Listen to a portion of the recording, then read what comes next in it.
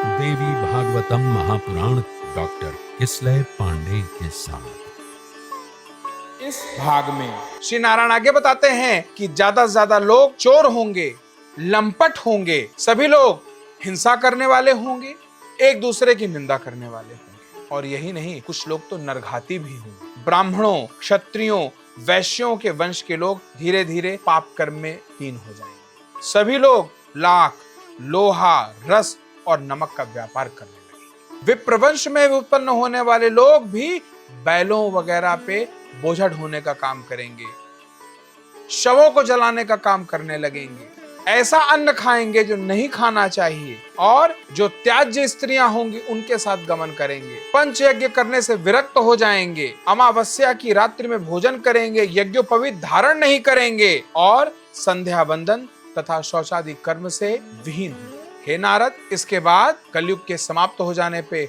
पुनः सतयुग का उदय होगा, जो धर्म से, धन से, आनंद से और लोकहित से परिपूर्ण होगा, ओतप्रोत होगा। उस समय पृथ्वी पर ब्राह्मण धर्मपरायण होंगे, तपस्वी होंगे, वेदज्ञ होंगे, और घर घर में स्त्रियां पतिव्रता होंगी। वैश्य लोग व्यापार कर्म में तत्पर रहेंगे, ब्राह्मण भक्त और धार्मिक भी रहेंगे।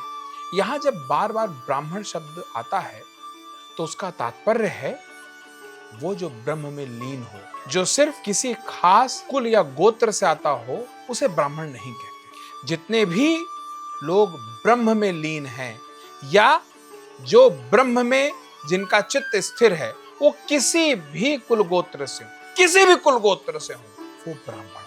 वो चाहे विप्र समुदाय से आए, चाहे क्षत्रिय गोत्र से आए, या फिर शूद्र या वैश्य संप्रदाय से आए, अगर उनका चित्त ब्रह्म में स्थिर है, वो ब्राह्मण है। तो ऐसे ब्राह्मणों की बात करते हुए श्री नारायण नारद जी को बताते हैं कि लोग ब्राह्मण, क्षत्रिय, वैश्य, शूद्र सभी लोग मां भगवती की भक्ति में लीन रहेंगे। उनकी अटूट श्रद्धा मां पराम्बा देवी भगवती राजराजेश्वरी त्रिपुर सुंदरी के श्री चरणों में सदा सर्वदा स्थिर रहेगी। उस समय के मनुष्य वेद स्मृति, पुराणों के ज्ञाता तथा ऋतुकाल में ही समागम करने वाले होंगे। सतयुग में लेश मात्र भी अधर्म नहीं रहेगा, धर्म अपने पूर्ण स्वरूप में स्थापित रहेगा।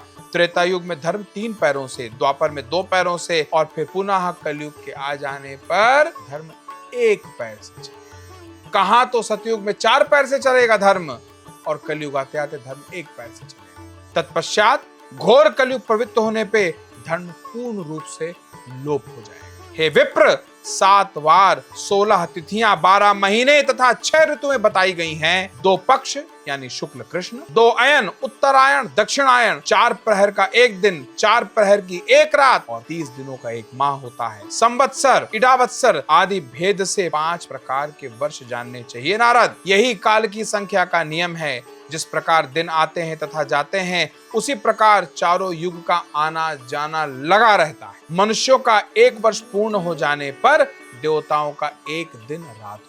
मनुष्यों के 360 युग बीत जाने पर उसे देवताओं का 1 युग समझना चाहिए, ऐसा काल संख्या के विद्वानों का मानना है। इस प्रकार के 71 दिव्य युगों का 1 मनवंतर होता है। इंद्र की आयु 1 मनवंतर के बराबर समझनी चाहिए। 28 इंद्र के बीत जाने पर ब्रह्मा का 1 दिन होता है। इस मान से 108 वर्ष व्यतीत हो जाने पर ब्रह्मा का विनाश हो जाता है। इसी को प्रकृति का प्रलय समझना चाहिए। उस समय पृथ्वी दिखाई नहीं पड़ती, जगत के सभी स्थावर जंगम पदार्थ जल में विलीन हो जाते हैं। उस समय ब्रह्मा, विष्णु व महेश आदि देवता, ऋषि तथा ज्ञानी, ये सभी सत्य रूप चिदात्मा में, यानी भगवती पराम्बा माता महारानी में, माता परम सुंदरी में, माता त्रिपुर सुंदरी में, राजराजेश्वरी त्रिपुर सुंदरी, मां भगवती, मां पराम्बा, मां शक्ति में लीन हो जाती। उसी माता महारानी, माता परब्रह्म में प्रकृति भी लीन हो जाती है। प्रकृति मां भगवती का ही विस्तार है, जो महाप्रलय आने पे पुनः माता भगवती में लीन हो जाती है। यही प्रकृति का लय कहा जाता है। हे मुने, इस प्रकार प्रकृति लय हो जाने पर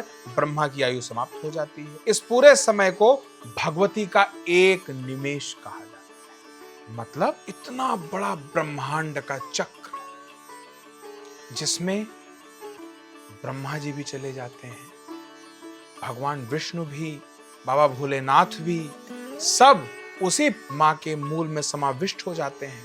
ये पूरा चक्र मां के एक निवेश यानी पलक झपकाने का खेल है मां। यानी एक पलक झपकाते ही ये पूरा ब्रह्मांड न जाने कई कई बार संपन्न होता है, और अगला पलक झपकाते ही ऐसा ब्रह्मांड दोबारा बन जाता है। ये है मां का वो विस्तार जिसको मैं बताने का प्रयास कर रहा हूं। वास्तव में मेरे बस की बात नहीं है, फिर भी प्रयास है। मां के स्वरूप को इस रूप में जानो कि आज तक हमारा पूरा विज्ञान इस ब्रह्मांड का मोटा मोटा सिर्फ 5% जान पाया। 95% अभी भी अनभिज्ञ है, अनजान है।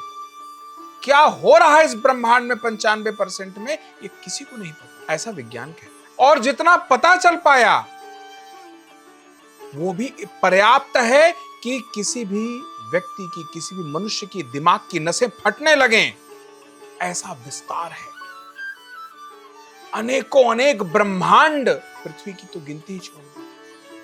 हजारों हजार सूर्य भी जिसे ग्रह के चमक के प्रकाश की बराबरी ना कर पाए, ऐसे एक अनगिनत ग्रह विज्ञान को समय समय पर मिलते जा रहे हैं।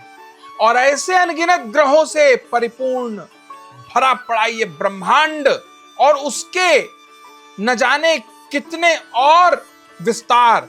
उस भगवती जो मध्यम मध्यम मुस्कुराती हुई तपस्वियों मुनियों की कल्पना में जो रूप दिया उन्होंने मां को, या मां के नाम से जिस शक्ति को संबोधित करते हैं, उनके पैर के अंगूठे के धूल के अंतिम किसी कण में स्पंदन अवस्था में, आगे तो और क्या कहा जाए, शब्द बने नहीं है, मस्तिष्क इस लायक नहीं है। बस आप इसी से समझ लें कि उस ब्रह्मांड स्वरूपिणी का, ब्रह्मांड की एकमात्र स्वामिनी का, मैं हर बार बताता हूं, बार बार बताता हूं कि उन्हें स्त्री समझने की, पुरुष समझने की या नपुंसक समझने की गलती बहुत भारी पड़ेगी, बोलने वाले पे भी, समझने वाले पे।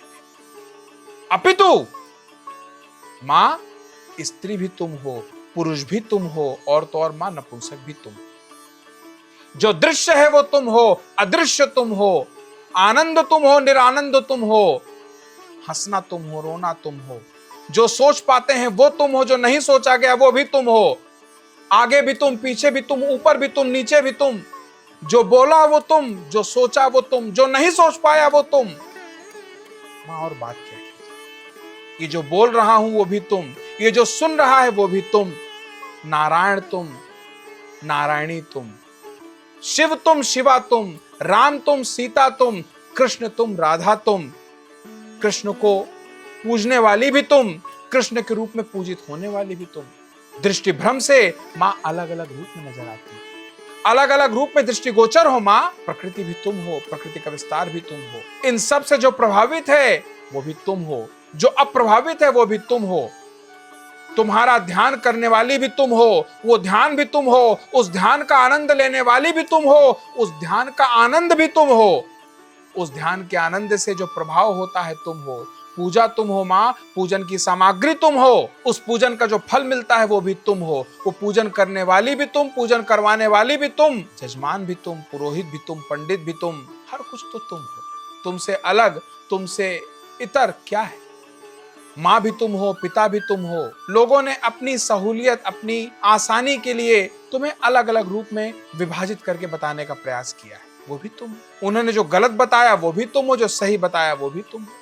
जिसने जिस रूप में तुम्हें भजा मां, तुम उस रूप में उसको प्राप्त हुई। प्राप्त कराने वाली भी तुम, प्राप्त करने वाली भी तुम, प्राप्त करने के बाद जो भाव उत्पन्न होगा वो भी तुम। ये बात श्री नारायण नारद जी को बताते हैं कि ये प्रभाव है मां भगवती का। मां की एक पलक झपकाने में अगर आप मां को मूर्त रूप दें तो आप ये समझें कि उनकी एक पलक झपकाने में अनगिनत ब्रह्मा, अनगिनत नारायण, अनगिनत शिव मां में ही जाके सन्निहित हो जाते हैं, मां में ही जाके लीन हो जाते हैं। और अगला पलक झपकाते ही दोबारा अनेकों अनेक अनगिनत ब्रह्मांडों का विस्तार होता है, सृजन होता है और अगली पलक झपकाते ब्रह्मांड संपन्न हो जाते हैं, खत्म हो जाते हैं, अदृश्य हो जाते हैं, लीन हो जाते हैं, अपने मूल स्वरूप में जागृत हो जाते हैं। ये है मां भगवती का विलास, ये है मां भगवती का प्रभाव। तो फिर प्रेम से बोलिए जय माता की।